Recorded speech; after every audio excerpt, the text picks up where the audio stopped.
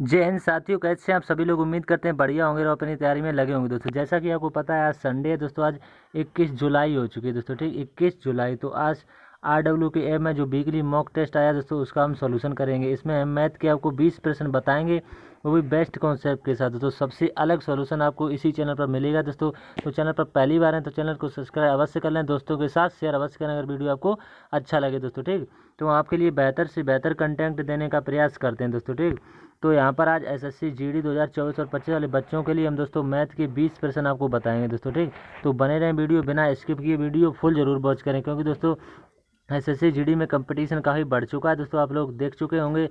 तो तैयारी तो बहुत ही काबिल लेवल से आपको करनी पड़ेगी दोस्तों। ठीक, तो उम्मीद करते हैं हम टेस्ट को स्टार्ट करेंगे दोस्तों। इससे पहले हम RW के जो ऐप से मैथ में 20/20 आपको बता चुके हैं, वो भी किसके, यूपी पुलिस री एग्ज़ाम के लिए। जो भाई यूपी पुलिस री एग्ज़ाम की तैयारी कर रहे हैं तो हम वीडियो ऑलरेडी पढ़ चुकी है, आप चैनल की प्लेलिस्ट में जाएंगे तो आपको वीडियो वहाँ पर मिल जाएगी दोस्तों। तो यहाँ से स्टार्ट कर लेंगे। SSC GD जो है 21 जुलाई 2024। टोटल नंबर ऑफ क्वेश्चन कितने होते हैं, 100 दिए हैं दोस्तों, लेकिन 100 नहीं 80 आपको अटैम्प्ट करने पड़ते हैं, क्योंकि आप हिंदी भाषी राज्य से हैं तो हिंदी को चूज करेंगे, इंग्लिश भाषी राज्य से हैं तो इंग्लिश के चूज करेंगे दोस्तों। ठीक, तो इसमें टाइम मैनेज करना बहुत ही बड़ी बात हो जाती है। 60 मिनट होते हैं केवल, 1 घंटे का टाइम, और 160 मार्क के होते हैं दोस्तों। ठीक, तो यहाँ से टेस्ट को स्टार्ट करेंगे। माँ सरस्वती जी का नाम लेकर के हम अपने टेस्ट को स्टार्ट करेंगे दोस्तों। ठीक, तो पहला प्रश्न आपके सामने है दोस्तों। यहाँ पर 8 पे पावर कितना दिया हुआ है, 2k दिया हुआ है, प्लस 5 पे पावर भी 2k का गुणनखंड जहाँ के एक विषम संख्या है। तो सवाल में पहले ही बोल दिया है कि k बराबर एक विषम संख्या है, तो k बराबर हम सबसे पहले 1 मान के चलेंगे, 1। ठीक, तो k बराबर 1 मानेंगे तो 8 पे पावर लिखेंगे, कितना दिखा हुआ है 2, तो 2 की 1 में गुणा होगी तो 2 ही रहेगा, कोई मतलब नहीं है उसका। ठीक, 1 की किसी में मल्टीप्लाई कर देंगे उतना ही रहेगा दोस्तों। ठीक, 5 की पावर 2 है तो 2 में k का मान रखेंगे तो उसमें भी 2 आ जाएगा। ठीक, केवल इसी का वैल्यू आपको बताना है। तो 8 का वर्ग कितना हो जाएगा, 64 हो जाएगा दोस्तों। ठीक, और प्लस 5 का वर्ग कितना हो जाएगा, 25 हो जाएगा, 25। इन दोनों को 64 और 25 को आपस में जोड़ लेना है बस दोस्तों, तो कितना हो जाएगा, 89 हो जाएगा दोस्तों। ठीक, तो 89 आपका राइट आंसर होगा दोस्तों। उम्मीद करते हैं आपको समझ में आ गया होता। काफ़ी आसान प्रश्न था दोस्तों, पहला ही प्रश्न बहुत ही आसान तरीके से हमने बताया दोस्तों। वीडियो फुल जरूर वॉच करें, तभी आपको कुछ ना कुछ अवश्य सीखने को मिलेगा दोस्तों। ठीक, एक एक प्रश्न बहुत ही इंपॉर्टेंट है दोस्तों। प्रश्न नंबर दूसरा, एक गणना के 18 पूर्णांकों का औसत 41 निकला। बाद में ज्ञात हुआ कि औसत की गणना करते समय पूर्णांक 127 को गलती से 341 कॉपी कर लिया गया था। सही औसत ज्ञात करें। तो इसमें आपको सही औसत बताना है। तो 18 पूर्णांकों का कुल योग कितना हो जाएगा, पूर्णांक कितने हैं यानी कि 18, और औसत कितना निकला है, 41 निकला है, तो इनका योग कितना होता है, औसत बराबर पदों का योग बटे पदों की संख्या। तो सबसे पहले योग निकालेंगे, तो इनका मल्टीप्लाई करेंगे कितना आ जाएगा, 738 आ जाएगा। 41 जो निकला था उसका 738 यहाँ से निकल के आया। फिर हमें सही औसत कैसे पता करना है, 738 में से जो हमने निकाला था यहाँ से 738 लिखेंगे, 738, और इसमें से कितना माइनस करेंगे, माइनस 341 जो दिया हुआ है इसमें से माइनस कर देंगे, और प्लस कितना करेंगे, 127 प्लस करेंगे। यहाँ पर ये 38 लिखा हुआ है दोस्तों। ठीक, यहाँ पर 3 बना हुआ है।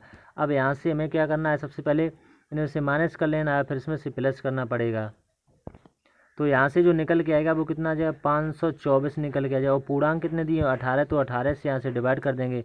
तो 18 से डिवाइड करें तो कितना, 29 सही 1/9 आ जाएगा। 29 सही 1/9 किस ऑप्शन में दिया हुआ है, यही आपका राइट आंसर होगा। 29 सही 1/9 ऑप्शन नंबर बी में दिया हुआ है। ठीक, तो उम्मीद करते हैं आपको समझ में आ गया होगा दोस्तों। अब प्रश्न नंबर अगला है, तीसरा है। इसके बाद ये बोर्ड मास पर बनेगा दोस्तों। ठीक, काफ़ी बढ़िया प्रश्न है, इसको देख लेते हैं। बोर्ड मास पर ये किस तरह से बनेगा।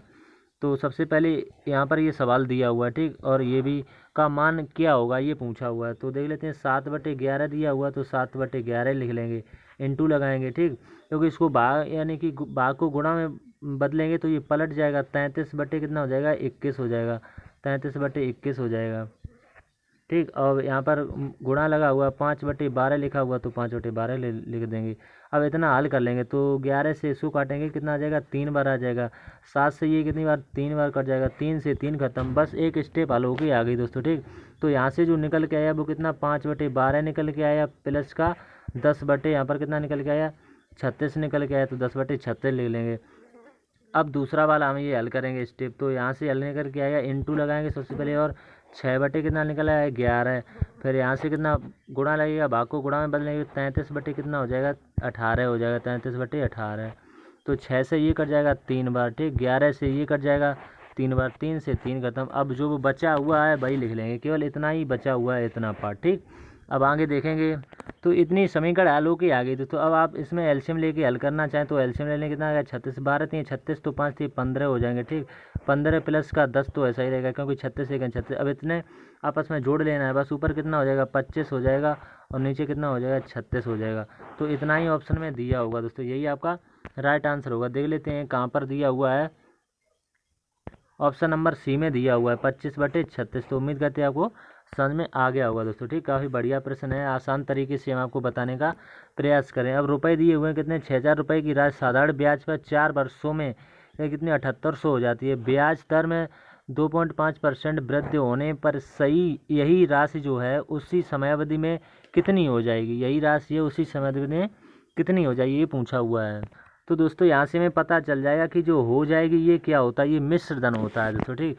तो इसमें 7800 में से हम 6,000 को माइनस करेंगे तो यहाँ से हमें साधारण ब्याज पता चल जाएगा, कितना आ जाएगा 1800 आ जाएगा। तो साधारण ब्याज बराबर कितना होता है, मूलधन कितना दिया हुआ है 6,000 दिया हुआ है मूलधन, गुणा दर कितनी दी है, दर यहाँ से हमें पता करनी है आर, इंटू समय कितना दिया हुआ है 4 वर्ष का दिया हुआ तो 4 लिख लेंगे, और बटे में 100, क्योंकि ये फॉर्मूला होता है। 2 जीरो से ये 2 जीरो कट जाएंगे, ठीक। अब जो कटेगा उसको कर लेंगे, नहीं कटेगा उसको छोड़ देंगे। 1 जीरो से 1 जीरो और कर, 6 से ये कट जाएगा 6 3 18, तो यहाँ से 30 आ गया। अब ये नहीं कटेगा क्योंकि पॉइंट में इसका दर आएगी, तो दर आर बराबर कितनी हो जाएगी 300, आर बराबर आ जाएगी 300/4। तो 3 4 का इसमें डिवाइड कर देंगे तो यहाँ से कितना आ जाएगा 7.5 आ जाएगी, ये दर निकल के आ गई 7.5% की। अब उसमें वृद्धि भी कही तो नई दर कितनी आ गई, इसमें कही है 2.5 की वृद्धि, तो इसमें इस केवल जोड़ देना है 2.5% दोस्तों, ठीक। तो यहाँ से जोड़ देंगे तो कितना आ जाएगा 10% आ जाएगी, तो टोटल दर जो आएगी वो 10 आ जाएगी। तो यहीं से जो अगला स्टेप बने वो आगे हम आपको बताएंगे। तो वहाँ पर दोस्तों हमने दर निकाल ली थी दोस्तों, ठीक। तो यहाँ से हमें क्या करना है, जो रुपए दिए हुए 6,000 जो रुपए दिए, जो हमने दूसरी दर नई दर निकाली थी वो रखेंगे यहाँ पर, ठीक। और समय कितना है 4 वर्ष का, और डिवाइड कितने कर देंगे 100 से कर देंगे दोस्तों, क्योंकि साधारण ब्याज वाला मूलधन गुणा दर गुणा समय बटे 100 होता है। तो 2 जीरो से ही ये 2 जीरो कट जाएंगे, तो यहाँ से कितना निकल के आ जाएगा कि और ऊपर मल्टीप्लाई हो जाएगा इतना 6 चौक 24, तो यहाँ से 2400 आ जाएगा। और इसमें हम 6,000 इसमें जोड़ देंगे क्योंकि 6,000 मूलधन है, तो यहाँ से कितना आ जाएगा 8400। तो 8400 आपका राइट आंसर हो जाएगा दोस्तों, ठीक। उम्मीद करते हैं आपको समझ में आ गया होगा दोस्तों, ठीक। तो 8400 इसका राइट आंसर होगा, जो किस ऑप्शन में दिया हुआ, ऑप्शन नंबर बी में दिया हुआ है, ठीक। यही इसका राइट आंसर हो जाएगा। प्रश्न नंबर इसके बाद अगला देख लेते हैं। प्रश्न संख्या 5 है। एक त्रिभुज की भुजाएं दी गई हैं 3 सेंटीमीटर 4 सेंटीमीटर और 5 सेंटीमीटर, इसका क्षेत्रफल ज्ञात कीजिए। तो इसमें आपको क्षेत्रफल ज्ञात करना है, देख लेते हैं इसको भी। तो इसमें भुजाएं दी हैं, ए बराबर कितना दिया हुआ है, ए बराबर और बी बराबर और सी बराबर, ये तीनों के मान दिए हैं। तो ए बराबर कितना मान दिया हुआ है यहाँ पर 3 दिया हुआ है, बी बराबर 4 दिया हुआ है, सी बराबर कितना 5 दिया हुआ है, ठीक। तो यहाँ से एक सूत्र जो होता है दोस्तों वही लगेगा। तो ए प्लस का बी प्लस का सी और बटे 2 है, तो बस इनको जोड़ लेना है, बस आपका आंसर आ जाएगा। तो यहाँ से कितनी निकल के आ जाएगी, जोड़ेंगे इन सबको 12, तो 12/2, तो 2 से ये कट जाएगा इतनी बात 6। तो S बराबर एक फॉर्मूला होता है दोस्तों, ठीक। S बराबर इतना, S बराबर, तो S की वैल्यू कितनी निकल आ गई 6 निकल के आ गई। और हमें जो त्रिभुज का फॉर्मूला होता है वो लगाना पड़ेगा। तो ये फॉर्मूला होता है त्रिभुज का क्षेत्रफल बराबर एस, एस माइनस ए, एस माइनस बी और एस माइनस सी। इसी पर आपको मान रखना है बस। ए बी के मान हमने पहले निकाले थे, एस का मान हमने 6 निकाला था, बस इसी में पुट कर देंगे, आपका त्रिभुज का क्षेत्रफल निकल के आ जाएगा। तो एस की वैल्यू कितनी है 6, फिर 6 में से ए को घटाएंगे, ए की वैल्यू कितनी दी थी उसमें से घटाएंगे, तो ये एस 6 और ए कितना है 3 दिया हुआ, तो इसमें से माइनस, फिर एस कितनी है 6, फिर बी की वैल्यू यहाँ से कितनी है 4, तो 6 में से 4 को माइनस करेंगे, फिर एस कितनी है 6, फिर सी की वैल्यू यहाँ से कितनी है 5, तो 5 को माइनस करेंगे। बस यहाँ पर 6 दिया हुआ है, यहाँ पर कितना बचेगा 3 बचेगा, मल्टीप्लाई होता चला जाएगा, बस यहाँ पर 2 बचेगा, और यहाँ पर 6 में से 5 को घटाएंगे 1 बचेगा, तो यहाँ पर आ जाएगा 6 3 18 दूनी 36। ये सब रूट के अंदर चलेगा, तो 36 किसका होता है, 36 होता है 6 का, तो 6 इसका राइट आंसर हो जाएगा 6 सेंटीमीटर। तो देख लेते हैं किस ऑप्शन में दिया हुआ है 6 सेंटीमीटर, ऑप्शन नंबर ए में दिया हुआ 6 सेंटीमीटर स्क्वायर। तो उम्मीद करते हैं आपको समझ में आ गया होगा दोस्तों, काफ़ी बढ़िया तरीके से हमसे बता दिया है। अब अगला प्रश्न है, काफ़ी बढ़िया प्रश्न है, जितना छोटा है उतना भी आसान है। तो यहाँ पर दिया हुआ 0.24 और 0.6 और 20 का चतुर्थानुपात यानी आपको बताना होगा। तो चतुर्थानुपात का फॉर्मूला होता है B इंटू सी और अपॉन ए, बस इसी पर वैल्यू रख देनी है। तो बी की वैल्यू कितनी है 0.6 है, इंटू सी की वैल्यू कितनी है 20 है, और बस और ए की वैल्यू कितनी है 0.24। अब यहाँ से सबसे पहले दशमलव को हटाएंगे तो 2 अंक यहाँ पर ऊपर बढ़ जाएंगे, ठीक, और 1 अंक नीचे बढ़ जाएगा। तो 1 अंक से 1 अंक यहाँ से कट जाएगा, 6 से ये कट जाएगा, 6 चौक 24, 4 बार, 4 से ये कितनी बार कट जाएगा, 4 पंचे 20 यानी कि 50। तो 50 किस ऑप्शन में दिया हुआ, ऑप्शन नंबर सी में आपको दिखाई दे रहा होगा। तो 50 इसका राइट आंसर हो जाएगा। उम्मीद करते हैं आपको समझ में आ गया होगा। तो प्रश्न नंबर इसके बाद अगला देख लेते हैं। 7 नंबर है, गेहूं की कीमत में 15% की कमी एक गृहिणी को जो है 2720 में 6 kg अधिक गेहूं खरीदने में सक्षम बनाती है दोस्तों, ठीक। तो गेहूं की प्रति किलोग्राम में घटी हुई कीमत रुपए में कितनी है, ये पूछिए। प्रश्न तो काफ़ी बढ़िया है, लेकिन थोड़ा सा कॉन्सेप्ट इसमें आपको पता होगा तो आंसर आसानी से आ जाएगा। तो क्रय मूल्य इसमें आप एक्स मान लेंगे, एक्स kg, ठीक, एक्स kg मान के चलेंगे। तो किया दिया हुआ 2720 रुपये जो दिए हुए हैं, 2720 रुपये में कितना हो जाएगा, 2720 बराबर यहाँ से हो जाएगा 2720, और भाग इसमें किसका लग जाएगा, एक्स का भाग लग जाएगा। फिर इसके बाद हमें नया मूल्य निकालना पड़ेगा। तो नया मूल्य कैसे निकालेंगे, जो हमने एक्स माना था, एक्स माइनस का एक्स और इंटू 15, क्योंकि 15% की कमी करें, और बटे में कितना हो जाएगा 100। तो यहाँ से जो वैल्यू निकल के आएगी वो कितनी निकल आएगी, एक्स माइनस का 15x और बटे 100 हो जाएगा, ठीक, बटे 100। तो इसमें गुणा होगी तो कितना गया 100x, तो 100x माइनस का 100 है, 100x माइनस का 15 हो जाएगा, और बटे कितना हो जाएगा 100 हो जाएगा, बटे 100। तो ऊपर इसमें से माइनस करेंगे, यहाँ पर x है तो ऊपर कितना बचेगा 85x, ठीक, 85x और बटे 100 हो जाएगा, बटे 100। तो ये कट जाएगा, ये ऊपर 17 बार कट जाएगा और नीचे ये 20 बार कट जाएगा। तो यहाँ से जो निकल के आया वो x बराबर कितना निकल के आया, यानी कि 17x बटे 20। तो 17x बटे 20 यहाँ से निकल के आ गया। अब थोड़ा सा आगे का जो प्रोसेस रहेगा वो नई मात्रा के बारे में रहेगा। जो हमारी वैल्यू निकल के आएगी वो कितनी आएगी, यानी कि 2720 और इंटू 20 ये इंटू में कैसे आया, जैसे यहाँ पर लिखा था 17 जो हमने वैल्यू निकाली थी 17x जो बटे में 20 लिखा हुआ था, ये 20 जैसे भिन्न में ऊपर पहुँच जाता है, तो ऐसे ही यहाँ पर पहुँच गया है ऊपर। तो यहाँ से जो हल होके आया है वो कितना आ जाएगा 3200 बटे x, इतना हल होके आया है। तो यहाँ से जो वैल्यू बनेगी 3200 बटे x माइनस 2720 और भाग x, और बराबर में कितना रहेगा 6 रहेगा। तो यहाँ से जो x की वैल्यू कितनी, इस समीकरण को हल कर लेंगे, केवल इतना समीकरण आपको हल करना है। तो यहाँ से x बराबर कितना निकले 80। तो 80 का हमें कितना निकाल लेना है 17 बटे 20 निकाल देना है, बस आंसर आ जाएगा। तो 20 चौकू 80 होते हैं, तो x बराबर कितना आ जाएगा 17 चौकू 68। तो 68 इसका राइट आंसर हो जाएगा दोस्तों, ठीक। काफ़ी कैलकुलेटिव प्रश्न था दोस्तों, इसलिए टाइम तो लगेगा दोस्तों, तो आपको समझ में आना चाहिए, ठीक। अब प्रश्न नंबर 8 है। इसके बाद 2 उम्मीदवारों के बीच चुनाव में 5% मत अमान्य हो गए थे। विजयी उम्मीदवार को 2200 वोट और पराजित उम्मीदवार को 1600 वोट मिले। पराजित उम्मीदवार को डाले हुए कुल मतों का कितना प्रतिशत प्राप्त हुआ, ये परसेंट में पूछा हुआ है। तो देख लेते हैं। सबसे पहले हम वोट को 100% मान के चलेंगे। अमान्य कितने हो गए 5%, जो अमान्य हो गए तो कितने पर चर्चा रही होगी 95% पर रही होगी, ठीक। तो 95% की वैल्यू कुछ दी होगी, कितनी दी है 95% बराबर कितनी, ये 2200 दी हुई है, 2200 दी है, ठीक। और इसमें से प्लस और करने कितना 1600 प्लस कर लेंगे, ठीक। तो ये प्लस हो गया। अब हमें 95% की वैल्यू कितनी आ जाएगी, यहाँ से इनको जोड़ लेंगे 3800 आ जाएगी। तो 1% की वैल्यू कितनी आ जाएगी 40 आ जाएगी। अगर आप कुल वोट निकालेंगे नहीं 100 का से मल्टीप्लाई कर देंगे तो कितना आ जाएगा, ये 4000 आ जाएगा। यहाँ पर लिख देंगे 4000। तो यही पूछा हुआ, ये 4000 जो है ये 1600 का कितना परसेंट है, तो देख लेते हैं। इंटू 100% में बताने के लिए 100 का गुणा, तो 2 जीरो से ये 2 जीरो, 1 जीरो से 1 जीरो, 4 से ये काटेंगे, 4 चौको 16, तो 40% है। तो 40% किस ऑप्शन में दिया, ऑप्शन नंबर बी में दिया हुआ। बहुत ही बढ़िया सवाल था, हमने बहुत ही आसान तरीके से आपको बता दिया दोस्तों। प्रश्न अगला है इसके बाद 9। एक नाव जो है वो धारा की विपरीत दिशा में 5 किलोमीटर की दूरी 15 मिनट में तय कर सकती है। यदि शांत जल में नाव की चाल धारा की चाल का अनुपात दिया हुआ है 6:1 का, तो नाव धारा की दिशा में 19.6 किलोमीटर की दूरी तय करने में कितना समय लेगी। देख लेते हैं, ये भी नाव धारा से है, बढ़िया प्रश्न। तो नाव और धारा की चाल का रेशियो दिया हुआ है, कितना दिया हुआ है क्रमशः लिख लेंगे हम, ठीक। 6 यहाँ पर नाव लिख लेंगे, नाव, और यहाँ पर धारा लिख लेंगे, ठीक, धारा। तो यहाँ पर 6 किलोमीटर दिया हुआ है और यहाँ पर 1 दिया हुआ है। एक तो 1 के संगे हम पी आप लगा के चलेंगे तो आंसर काफ़ी आसानी से आ जाएगा। या आप एक्स लगा लें तो चाल बराबर क्या होता है, दूरी बटे समय। चाल बराबर होता है दूरी बटे समय। तो दूरी कितनी दी है, 5 किलोमीटर की दूरी कह रहे हैं, तो चाल बराबर दूरी बटे समय होता है। तो 5/15 करेंगे क्योंकि हमें उसमें बदलना है, यानी कि इसमें 60 का मल्टीप्लाई भी करेंगे दोस्तों, ठीक। तो ये कितना कट जाएगा, 5 से 5 चौको 60, तो यहाँ से कितना निकलेगा, 20 मीटर यहाँ से निकल आएगा दोस्तों, ठीक। तो यहाँ से जो हो जाएगा 6P माइनस का P बराबर 20 हो जाएगा, 20। तो 5P बचेगा यहाँ से, 5P बराबर 20 होता है। तो 1P की वैल्यू यहाँ से कितनी निकल आएगी, 1P की वैल्यू आ गई जी 4। तो P की वैल्यू यहाँ से कितनी निकल के आ गई, 4 निकल के आ गई दोस्तों, ठीक। इसी को हम कहीं पर पुट करेंगे तो आपका आंसर आसानी से आ जाएगा, ठीक। तो तब शांत जल में नाव की चाल कितनी हो जाएगी, 6P।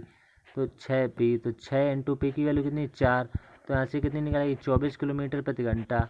24 किलोमीटर प्रति घंटा। तो धारा की चाल यहाँ से कितनी है, 4। धारा की चाल 4 है, तो धारा की दिशा में नाव की चाल कितनी हो जाएगी, यहाँ पर दिया हुआ है 24, जो हमने निकाली जिसमें 4 जोड़ देंगे तो हो जाएगी 28। अब कह रहे हैं कि 19.6 किलोमीटर की दूरी तय करने में लगा समय, कितना समय लगा हुआ है ये ज्ञात करना है। तो दूरी कितनी दी है, 19.6। तो समय बराबर दूरी बटे चाल। तो 24 और ये 24 जो हमने निकाला था और ये 28 जो यहाँ पर यानी 4 निकाला था, 24 और 4, तो यहाँ से कितना हो जाएगा 28। तो इसी में डिवाइड कर देना, टाइम आ जाएगा आपका। तो डिवाइड करेंगे तो कितना आ जाएगा, 7/10 घंटा।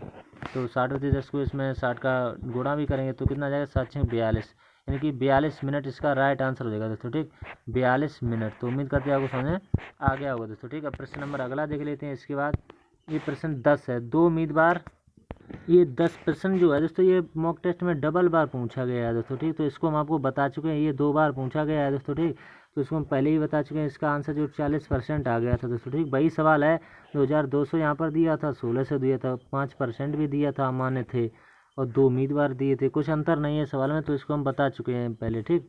तो इसको यहीं पर रखते हैं, आगे का प्रोसेस देख लेते हैं यहाँ पर।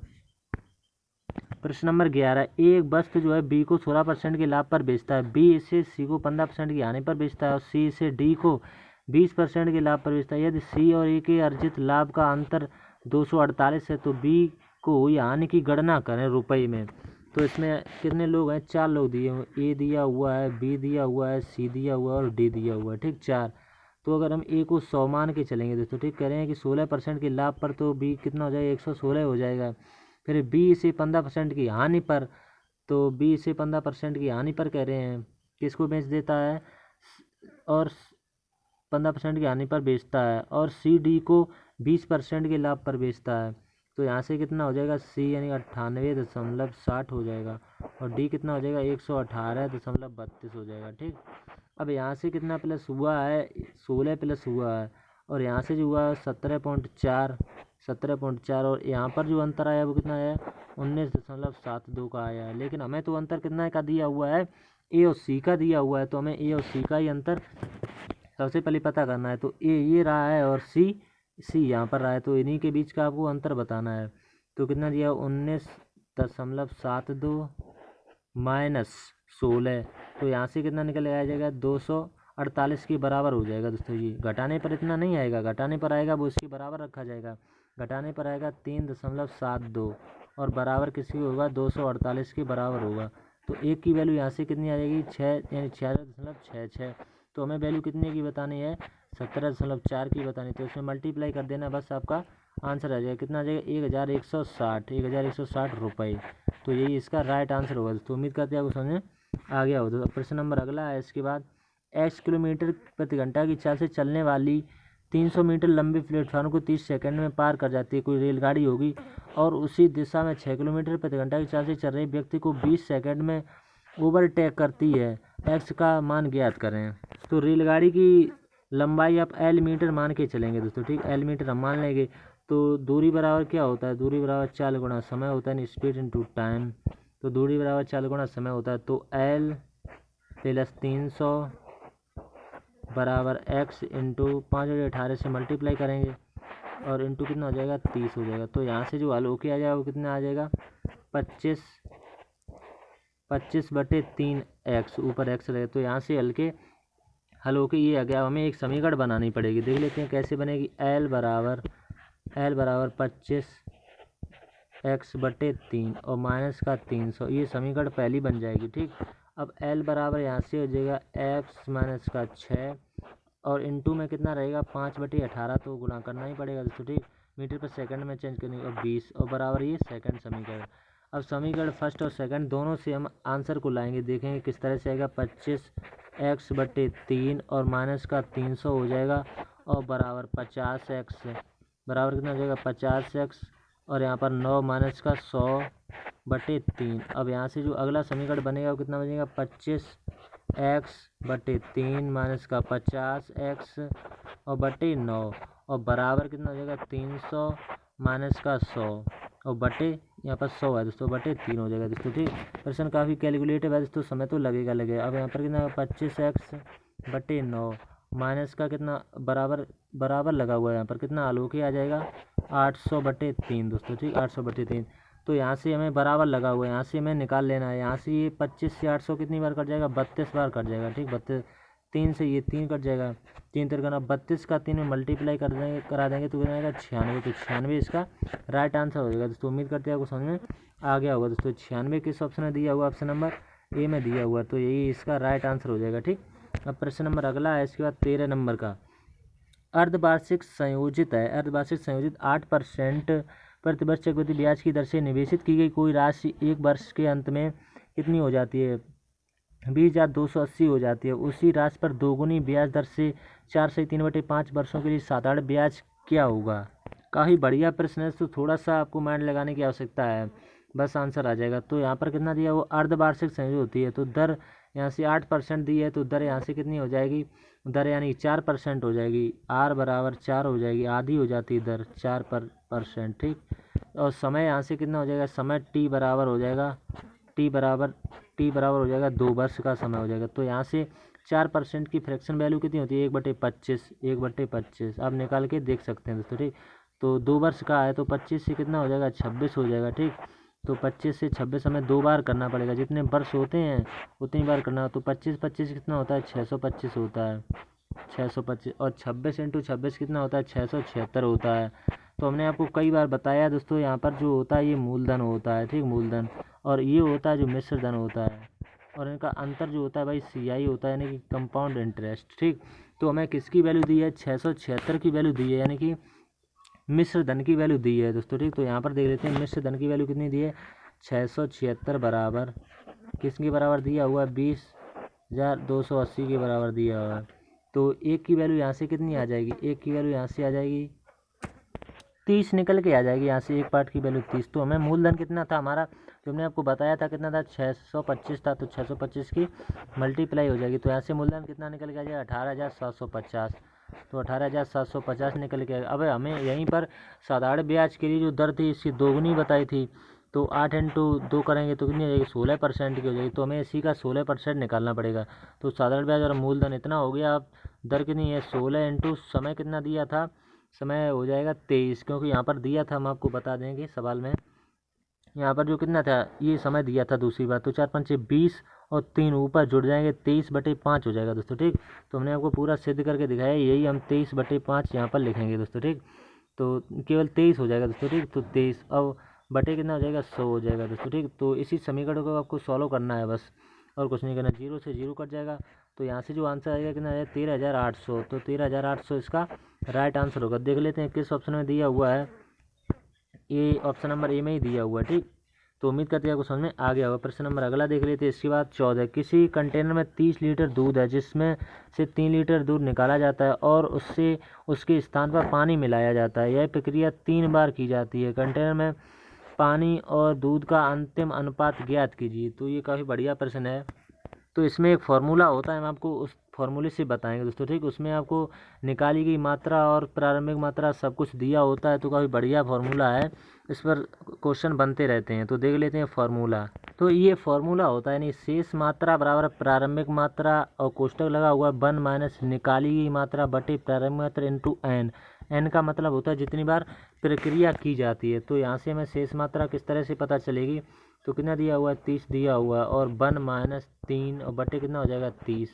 यहाँ पर ये माइनस लगा हुआ है, और प्रक्रिया कितनी बार की गई है 3 बार की गई है, तो कितना हो जाएगा 30 इंटू 9, यहाँ से ये कट जाएगा कितनी बार 10 बार, तो 10 एकम 10 में से एक जगह 9 बटे 10 हो जाएगा दोस्तों, ठीक। तो 9 कितनी बार होगा 3 बार, क्योंकि घात 3 लगी है तो 9 3 बार होगा, और 10 भी कितनी बार होगा 3 बार होगा दोस्तों, ठीक। तो 3 बार कर देंगे। अब यहाँ से जो अलोकी आएगा कितना है 729 इंटू 3 और बट्टे कितना आ जाएगा 100 आ जाएगा, ठीक। अब अगला स्टेप देख लेते हैं। इसके बाद कितना वहाँ पर गुणा हो जाएगा, तो ये आ जाएगा 2178 और बटे 100। तो एक हमें इसमें से माइनस करके एक संख्या निकाल लेनी है, तो कैसे निकालेंगे यहाँ पर देख लेते हैं। 30.00 कर लेंगे दोस्तों, ठीक। और माइनस करेंगे कितना 21.87 तो एक संख्या यहाँ से आ जाएगी 8.13 और अनुपात एक आ गई, एक आ जाएगी 2178। तो इन्हीं का आपको रेशियो बताना है, तो इनका रेशियो कितना आ जाएगा 271 रेशियो 729। तो यही इसका राइट आंसर होगा दोस्तों, ठीक। तो देख लेते हैं ये किस ऑप्शन में दिया हुआ है 729, इसमें उल्टा दिया हुआ, तो ये किसी ऑप्शन में दिया होगा सी या डी में से एक ऑप्शन में दिया हो, तो यही इसका राइट आंसर होगा दोस्तों, ठीक। जो हमने यहाँ पर लगाया है यही इसका राइट आंसर होगा। प्रश्न अगला है इसके बाद 20% छूट के पश्चात किसी वस्तु की कीमत है दोस्तों, ठीक। तो 3024 है, जिसमें से विक्रय मूल्य कितना है 5% टैक्स भी शामिल है, उस वस्तु का अंकित मूल्य रुपये में क्या होगा।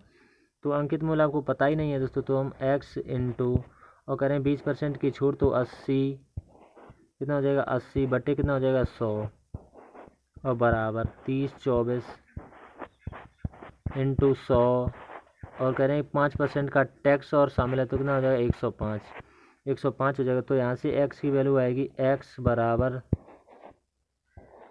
3024 इंटू 100 बटे 105 और इंटू 100 और भाग कितने का लग जाएगा 80 का, तो 20 चौकू 80 20 पंचे 100 20 पंचे 100 हो जाएगा यहाँ से, ठीक। ये भी कट जाएगा 5 से 5 दूनी 10 5 एकम 5, ये भी कट जाएगा 5 दूनी 10 और एक ये 0, फिर ये 5 से कटेगा 5 चौकू 20 तो ठीक। अब जो बचा हुआ है इसका मल्टीप्लाई कर देंगे, तो x बराबर आ जाएगा 3600, तो 3600 ही इसका राइट आंसर होगा। तो उम्मीद करते हैं आपको समझ में आ गया होगा। प्रश्न नंबर अगला देख लेते हैं। इसके बाद 16 नंबर का, राघव और आदित्य एक काम को 3 दिन में पूरा कर सकते हैं। आदित्य और ईशान उसी कार्य को 4 दिन में पूरा कर सकते हैं। ईशान और राघव इसे 6 दिन में पूरा कर सकते हैं। राघव आदित्य और ईशान को एक साथ मिलकर उसी कार्य को कितने दिन लगाएंगे। काफ़ी बढ़िया प्रश्न है, देख लेते हैं इसको भी। तो इसको आसान बनाने के लिए एक तरीका होता है, क्या राघव यानी शॉर्टकट में लिखेंगे कि राघव प्लस आदित्य, ठीक। और एक तरफ कौन है आदित्य प्लस ईशान है, तो हम ई लिख लेंगे दोस्तों, ठीक। फिर अगला स्टेप कौन है ईशान और राघव, तो ईशान और प्लस राघव, तो ये ऐसे लिखने से आसान बन जाता है। तो ये 3 दिन लेते हैं, ये 4 दिन और ये 6 दिन। तो एलसीएम यहाँ से कितना निकल जाएगा 12 निकल आ जाएगा। यहाँ पे 4 बार, यहाँ पे 3 बार, यहाँ पर 2 बार, ये इनकी क्षमता आ गई निकल के, ठीक। अब हमें क्या करना है कि राघव और ईशान यानी कि कौन आदित्य और ईशान, ये जो समीकरण बनेगी यहाँ से 2 कॉमन आएगा दोस्तों, ठीक। क्योंकि ये हर में 2 कॉमन मिल जाएगा हमें दोस्तों, ठीक। जो हम समीकरण को बनाएंगे तो कॉमन मिल जाएगा। अब यहाँ से जब इनको जोड़ेंगे तो चाहते हैं 7 2 9 हो जाएगा, तो 9/2 हो जाएगा। तो तीनों की रेशियो कितनी है 9/2 है।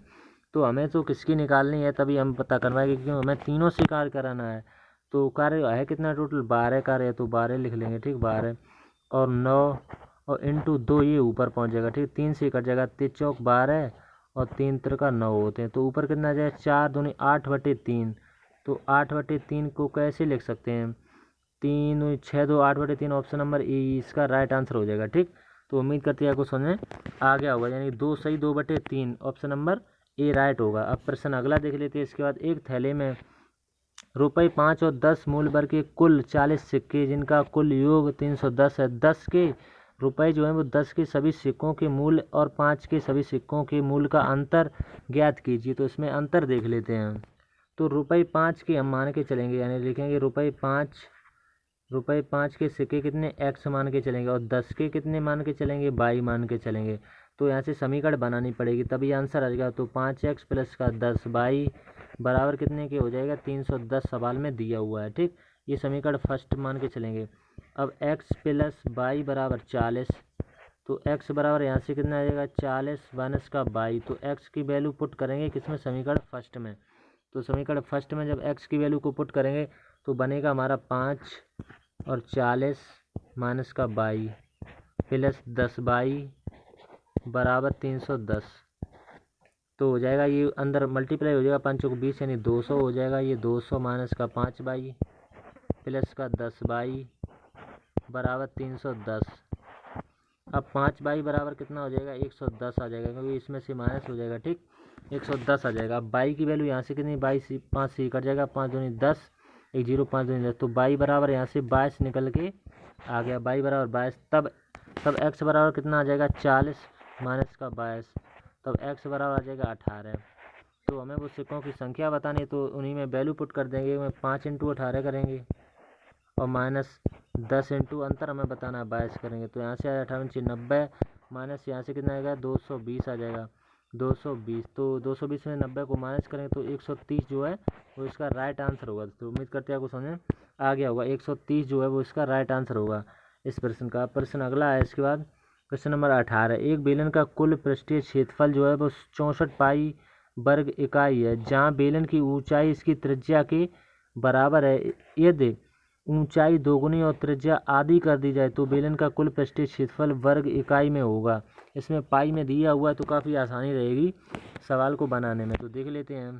तो इस सवाल में आर जो है वो किसके बराबर रखनी पड़ेगी, एच के बराबर रखनी पड़ेगी। ठीक, तो बेलन का संपूर्ण पृष्ठीय जो क्षेत्रफल होगा वो कितना होगा, यानी कि 64 पाई वर्ग इकाई। ठीक, 64 पाई वर्ग इकाई। तो अकॉर्डिंग द क्वेश्चन के अनुसार से हमें सवाल को सॉल्व करना होता है। तो कितना दिया हुआ है 2 पाई आर दिया हुआ है, तो 2 पाई आर लिखेंगे, 2 पाई आर कोष्टक में एच प्लस आर और बराबर ये किसके होगा, यानी कि संपूर्ण पृष्ठीय क्षेत्रफल के बराबर रखना पड़ेगा। 64 पाई होता है दोस्तों। ठीक, हमने आपको कई बार बताया कि इस तरीके के सवाल मेंसुरेशन में डायरेक्ट इनडायरेक्ट फार्मूले पर सॉल्व हो जाते हैं दोस्तों। ठीक, तो यहाँ से आर स्क्वायर बराबर कितना आ जाएगा 16। तो आर बराबर कितनी निकलेगी 4। आर की वैल्यू यहाँ से 4 निकल गई। तो आर बराबर कैसे 4, त्रिज्या जो है वो इसकी आधी होती है दोस्तों। ठीक, आधी, तो यहाँ से 2 हो जाएगी। तो कुल पृष्ठीय क्षेत्रफल कितना हो जाएगा, तो कुल पृष्ठीय क्षेत्रफल का फॉर्मूला होता है 2 पाई आर कोष्टक में एच प्लस का आर। ठीक, तो यहाँ से 2 × पाई × 2 और यहाँ से 8 प्लस का 2। ठीक, तो यहाँ से कितना बनेगा 2 पाई हो जाएगा। ठीक, 2 पाई और यहाँ पर जोड़ेंगे तो 10 हो जाएगा। ठीक, 10 का 2 में मल्टीप्लाई हो, 10 दूनी 20, 20 दूनी 40। तो 40 पाई इसका राइट आंसर हो जाएगा। ठीक, 40 पाई किस ऑप्शन में दिया हुआ है देख लेते हैं। 40 पाई ऑप्शन नंबर सी में दिया हुआ, तो यही इसका राइट आंसर होगा दोस्तों। प्रश्न नंबर इसके बाद अगला है 19 नंबर। एक साइकिल सवार 10 किलोमीटर प्रति घंटा की चाल से 5 किलोमीटर प्रति घंटा यात्रा करता है और फिर 20 किलोमीटर प्रति घंटा की चाल से 15 किलोमीटर की एक यात्रा और करता है। पूरी यात्रा में साइकिल सवार की औसत चाल क्या है, दशमलव के 2 स्थानों तक सन्निकट आपको बताना है। तो ये औसत पर है, तो औसत बराबर क्या होता है, पदों का योग बटे पदों की संख्या। तो ऊपर लिखने के 15 प्लस का 15, 15 प्लस का 15, फिर नीचे लिखेंगे 15 और भाग लगाएंगे 10 से। ठीक, तो 15 फिर भाग लगाएंगे कितने किलोमीटर गए 20 के, तो 20 लिख लेंगे। तो ऊपर जो वाला होके आ जाएगा वो कितना आ जाएगा 30 और नीचे एलसीएम लेना पड़ेगा। तो एलसीएम कितना आ जाएगा 20। तो 20 10 दूनी 20, तो 15 दूनी कितना हो जाएंगे 30, तो 30 लिख लेंगे यहाँ पर। ठीक, अब 20 एकम 20 तो 15 एकम 15, तो इनको जोड़ लेना है। 30 + 40 5 45 हो जाएगा। तो यहाँ से 45 ले लेंगे। ठीक, 45 बटे 20 ये ऊपर पहुँच जाएगा। ठीक, ऊपर। अब इसी को 5 से काटेंगे, 5 ने 45 होते हैं, 5 दूनी 30 होते हैं दोस्तों। ठीक, यानी 15 दूनी 30, 5 नेम 45 और 5 छक्के 30, यहाँ पर 6 होगा दोस्तों। ठीक, सॉरी गलती से होगा। अब इसे 3 काट सकेंगे, 3 तिरका 9 होते हैं, यानी 3 दूनी 6 होते हैं और 3 तिरका 9 होते हैं दोस्तों। ठीक, तो ऊपर कितना बचा हुआ है 20 और यहाँ पर कितना बचा हुआ है 2 बचा हुआ है। तो 20 दूनी कितने होते हैं 40, तो 40 ले लेंगे। ठीक, 40 और नीचे 3 बचा हुआ, तो 40 में 3 का बस भाग लगा देना है, कितना आ जाएगा 13.33। तो यही इसका राइट आंसर हो जाएगा दोस्तों। उम्मीद करते हैं आपको समझ में आ गया होगा। किस ऑप्शन में दिया हुआ 13.33, ऑप्शन नंबर ए में ही दिया हुआ, तो यही इसका राइट आंसर हो जाएगा। प्रश्न नंबर 20 है। दो संख्याओं का लघुत्तम समावर्तक तथा महत्तम समावर्तक क्रमशः 30 तथा 5 है। यदि उनका योग कितना है 25 है, तो उन दो संख्याओं का अंतर क्या होगा, अंतर पूछा हुआ है। तो लासा और मासा दिया हुआ है, यानी कि लासा दिया हुआ है और मासा दिया हुआ है। तो कितना दिया हुआ है 30 दिया हुआ है और 5 दिया हुआ है, ठीक है, ये अनुपात में दिया हुआ है, तो आपको संख्या आप सोचनी है। तो हम लिखेंगे 5A माइनस का 5B। अब यहाँ से 5 कॉमन ले लेंगे आप, तो A माइनस B ये इनका अंतर आ जाएगा। तो उनका अंतर कितना आ गया 5, तो 5 ही इस प्रश्न का राइट आंसर होगा दोस्तों। हमने आपको 20 के 20 प्रश्न बता दिए हैं दोस्तों, ठीक। तो उम्मीद करते हैं आपको समझ में आ गए होंगे दोस्तों, ठीक। तो यहाँ पर देख लेते हैं, हमने पुलिस के भी 20 के 20 क्वेश्चन की वीडियो पढ़ चुकी है। अब ये SSC GD की है दोस्तों। आप देख सकते हैं 21/7/2024 को दोस्तों, ठीक। तो मैथ के 20/20 आपको हमने कायदा में करके दिखा दिए हैं दोस्तों। तो चैनल पर पहली बार है तो चैनल को सब्सक्राइब अवश्य कर लें दोस्तों, ठीक। उसी दोस्तों के साथ शेयर अवश्य करें। आपको वीडियो कैसा लगा कमेंट करके अवश्य बताएं। तब तक के लिए धन्यवाद दोस्तों।